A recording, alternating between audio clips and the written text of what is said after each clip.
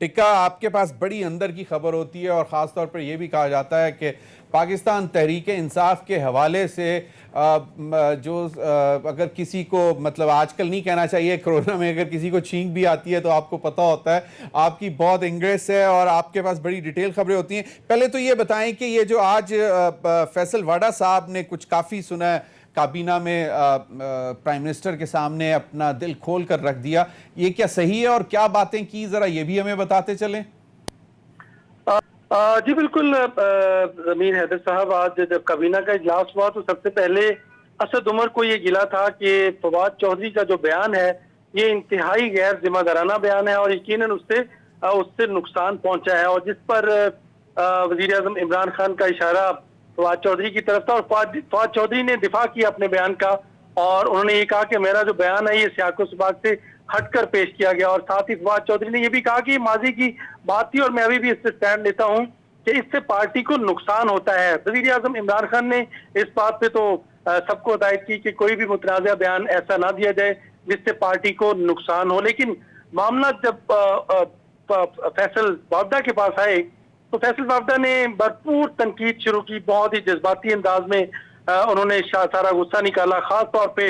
असद उमर की तरफ इशारा था उनका, हमारे जराए तो यही कंफर्म कर रहे हैं, नदीम बाबर की तरफ इशारा था उनका जो पेट्रोलियम मसनूआत के हवाले से, और अब्दुल रज़ाक दाऊद की तरफ इशारा था उनका फैसल वावडा का। और उन्होंने वाज़ेह तौर पर कहा कि नॉन इलेक्टेड लोग जो हैं ये वजीर आजम इमरान खान के साथ शायद गेम कर रहे हैं, अपनी नाअहली छुपाने के लिए फैसले कुछ करते हैं, काबीना को कुछ कहा जाता है, ईसीसी में जाके कुछ और हो जाता है, बाहर कुछ और होता है, कागजों में कुछ और होता है। वजीर आजम इमरान खान को अंधेरे में रखा जाता है। और साथ ही फैसल वावडा ने एक तनबीही अंदाज में ये कहा कि अगर आज के बाद कोई वजीर आजम इमरान खान को गुमराह करेगा, धोखे में रखेगा, तो फिर यहाँ दंगल होगा। यहाँ तक उन्होंने अल्फाज इस्तेमाल किए फैसल वावडा ने, और बाकायदा तौर पे बहुत अग्रेशन था उनकी बातचीत में, और उन्होंने कहा कि यहाँ गेम नहीं हो सकती। यहाँ बल्कि उन्होंने ये भी इशारा किया यहाँ तो लोग वजीर आजम का ख्वाब देख रहे हैं और वजीर आजम बन के फैसले कर रहे हैं। वैसे ये इशारा किन की तरफ था टिक्का, आपको क्या लगता है कि कौन बनना चाह रहे हैं वजीर आजम? मतलब कोई कहता है कि जी शाह महमूद कुरैशी साहब भी हैं लाइन में, कोई मतलब बहुत सारे नाम लिए जाते हैं, असद उमर साहब का भी नाम आता है, मतलब वो कौन के बनना चाहते हैं या बनने की कोशिश कर रहे हैं? क्या कहना क्या चाह रहे थे फैसल वाडा? बुनियादी तौर पे फैसल वावडा ने दो तरह की बातें की। एक तो उन्होंने ये कहा कि यहाँ वजीर आजम बनने का ख्वाब देख रहे हैं लोग, लेकिन वो वाज़ेह तौर पे शाह महमूद की तरफ इशारा नहीं था, क्योंकि वो हमारी बात भी हुई फैसल वावडा से, और यकीनन उनका शायद एक दो वजीर थे जिनकी तरफ इशारा था, उनका वाज़ेह तौर पे बहुत ही करीब है वजीर आजम इमरान खान के, और उन्होंने बड़ी खुल के उन पे तनकीद की, और साथ ये कहा कि ये वजीर आजम बन के फैसले करते हैं, नॉन इलेक्टेड लोगों पे, मशीरान के ऊपर उन्होंने बड़ी तनकीद की, और खास तौर पे जो स्पेशल असिस्टेंट हैं उनके ऊपर तनकीद की। वाज़ेह तौर पर नदीम बाबर की तरफ उनका इशारा था, चूंकि पेट्रोलियम मसनूआत के दौरान जो बहरान पैदा हुआ, किल्लत पैदा हुई, उस पर वजीर आजम इमरान खान भी न सिर्फ खासे बरहम थे बल्कि परेशान थे, और वजीर आजम ये सोच रहे हैं कि ऐसा नहीं होना चाहिए था। तो यकीनन आज फैसल वावडा जब बहुत ही गुस्से में देखा प्राइम मिनिस्टर ने फैसल वावडा को, पहले तो चूंकि बोलने की इजाजत है काबीना में सबको, ये प्राइम मिनिस्टर ने इजाजत दे रखी है कि आप खुल के एक दूसरे के बारे में यहाँ इजहार करें। तो फवाद चौधरी साहब ने अपने डिफेंस में सिर्फ इतना कहा कि जी ये क्योंकि माजी की बातें थी और ये हो चुकी हुई हैं, ये सबको मालूम था तो इसलिए मैंने किए हैं कि इससे नुकसान हुआ है, या इसकी कोई फ्यूचरिस्टिक इम्प्लीकेशन भी है? आपको क्या लगता है कि इसकी कोई फ्यूचरिस्टिक इम्प्लीकेशन है अंदरूने खाता पीटीआई के मामलात में?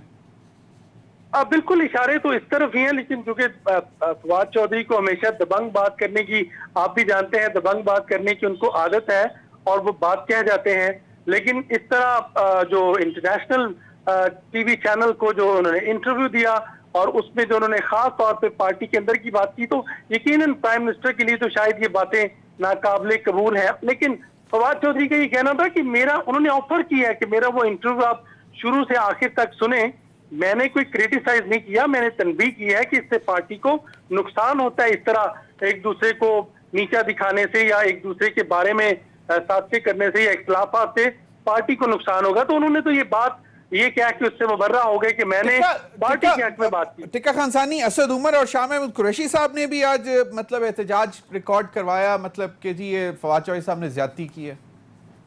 जी असद उमर ने बात की थी आगाज में। असद उमर ने जब बात की और बिल्कुल, अच्छा दूसरा क्विकली सही, बिल्कुल असद उमर ने, जिस पर वजीर आजम ने फैसल वावदा को बाहर ले गए और उनको कहा फैसल बी रिलैक्स, मैं जानता हूं आपके जज्बात को, यहाँ कोई साजिश नहीं कर सकता, मेरी ये बात यकीन से सुन लो, यहाँ कोई साजिश नहीं कर सकता। तो अब तक को जो हो चुकी हुई हैं जिसमें मतलब कहा गया है बैरिस्टर शहजाद अकबर को कि 2-3 केसेस तो रजाक दाऊद साहब के इंक्वायरी करने को उनको कहा हुआ है, तो वो तो साजिशें तो हो चुकी हुई हैं, नहीं होंगी का क्या मतलब? उनका वाज़ेह तौर पे ये कहने का मकसद था, जो वजीर आजम की तरफ इशारा था कि यहाँ लोग वजीर आजम बनने की कोशिश करते हैं या गुमराह करते हैं या उनके फैसलों से हुकूमत की सुबकी होती है। और यकीनन अगर इंक्वायरी में कोई नाम आता है तो इस प्राइम मिनिस्टर को, ज़मीर साहब आप भी जानते हैं, मैं भी जानता हूँ, अब मेरी जो अपनी इंफॉर्मेशन है कि प्राइम मिनिस्टर अब 6 महीने का उन्होंने टाइम दे दिया। अब मेरा ख्याल है किसी को स्पेयर नहीं करेंगे। अगर देखा जाए तो शुगर माफिया का जो इशू था, नहीं, लेकिन उन्होंने दाऊद को डायरेक्टली नहीं, 6 महीने का टाइम उन्होंने अपनी काबीना को दिया है या उन्होंने अपनी गवर्नमेंट को कह दिया है? उन्होंने कहा कि अगर 6 महीने तक हम लोग परफॉर्म ना कर सके तो शायद मामला आपके हाथ से निकल जाएंगे। तो वो तो कोई कैबिनेट मेंबर्स तब्दील करने का इशारा तो नहीं उन्होंने किया, उन्होंने तो कह दिया कि भाई हम लोग ही फिर मतलब मामला हाथ से निकल जाएंगे, हमारे हाथ से। नहीं, ये शायद जमीर भाई, ये जो बात थी, फवाद चौधरी ने ये कहा था कि हमारे पास 6 महीने हैं, लेकिन जो प्राइम मिनिस्टर ने आज अपनी काबीना के अरकान को कहा कि 6 महीने में अपनी कारकर्दगी बेहतर करें। प्राइम मिनिस्टर ने तो उनको तनबीह की है कि वो वज़रा अपनी इंडिविजुअल कारकर्दगी जो है उसको बेहतर करें। फवाद चौधरी साहब की मिनिस्ट्री तो नहीं छेड़ी जा रही? मेरा ख्याल है कि फवाद चौधरी को यकीनन, चूंकि मैं जरा सा रेफरेंस देना चाहता हूँ, जस्टिस वजीउद्दीन का, आतिफ खान का, आप देख लें शाहराम तारकई का, प्राइम मिनिस्टर जो पार्टी पॉलिसी के खिलाफ बातें होती हैं, एक तो प्राइम मिनिस्टर ने रोक दिया है, और यकीनन अगर कोई इसरार हुआ तो प्राइम मिनिस्टर इस पर भी कोई शोकाज का सोच सकते हैं, क्योंकि पार्टी चेयरमैन के तौर पे अगर ये बात बहुत ही ज्यादा उन पर प्रेशर आया तो इसका मतलब है कि मिनिस्ट्री तब्दील नहीं होगी, पोर्टफोलियो तब्दील नहीं होगा, बिल्कुल ही मिनिस्ट्री से फारिग कर दिया जाएगा, मतलब उनको काबीना में नहीं रहने दिया जाएगा, यही हो सकता है ना? अगर वो कोई जस्टिफाई, जैसे आज किया उन्होंने, आज तो इतना स्ट्रिक्टली एक्शन प्राइम मिनिस्टर का नहीं नजर आया, लेकिन अगर पार्टी कोर कमेटी या पार्टी का प्रेशर डेवलप होता है तो प्राइम मिनिस्टर फिर बड़े फैसले ले लेते हैं। ले लेंगे। कोर कमेटी का इजलास होना है, उसमें अगर कोई मतलब बज़द रहे कि जी इन्होंने ज्यादती की है तो उस पर हो सकता है, लेकिन वैसे साइंस एंड टेक्नोलॉजी की मिनिस्ट्री जो है जरताज को दी जा सकती है। बहुत बहुत शुक्रिया टिक्का खान सानी। नाज़रीन, मामला पर, इन तमाम मामला पर बात करने के लिए मेरे साथ इस्लामाबाद स्टूडियो में बैरिस्टर दानियाल चौधरी साहब, बहुत बहुत शुक्रिया।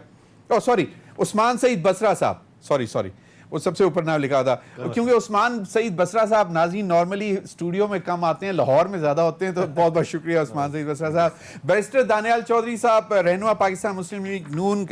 मेरे साथ सेटेल्ड लिंक पर हैं, बहुत बहुत शुक्रिया दानियाल आपका भी। और इम्तियाज शेख साहब सूबाई वजीर तवानाई सिंध मेरे साथ स्काइप पर हैं, बहुत बहुत शुक्रिया आप तीनों हजरात का।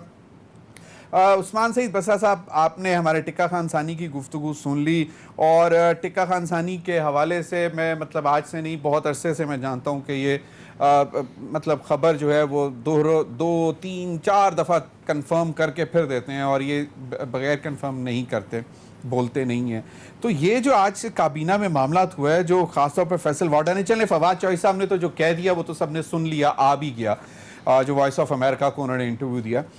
लेकिन फैसल वाडा साहब ने तो मतलब मुशीरों के खासतौर पर अब्दुल रज़ाक दाऊद, नदीम बाबर, और इन पर आज से नहीं, मतलब आज फैसल वाडा ने बात की है, बहुत अरसे से, मीडिया भी बहुत अरसे से बोल रहा है। जब GIDC के पैसे दिए गए 300 अरब से ज्यादा, फिर अभी 200 अरब रुपए दिए, नहीं पहले जो GIDC का, जी बिल्कुल 209, तो वो ये क्या मामला थे? प्राइम मिनिस्टर को क्यों नहीं समझ आती कि अगर वो इलेक्टेड लोग अब ये आवाज उठा रहे हैं तो उनको सोचना तो चाहिए कि क्या करना चाहिए? बिस्मिल्लाहिर्रहमानिर्रहीम। सबसे पहले ज़मीर भाई आपका बहुत शुक्रिया, और टिक्का खान सानी कोई शक नहीं है इसमें, जैसे आपने उनकी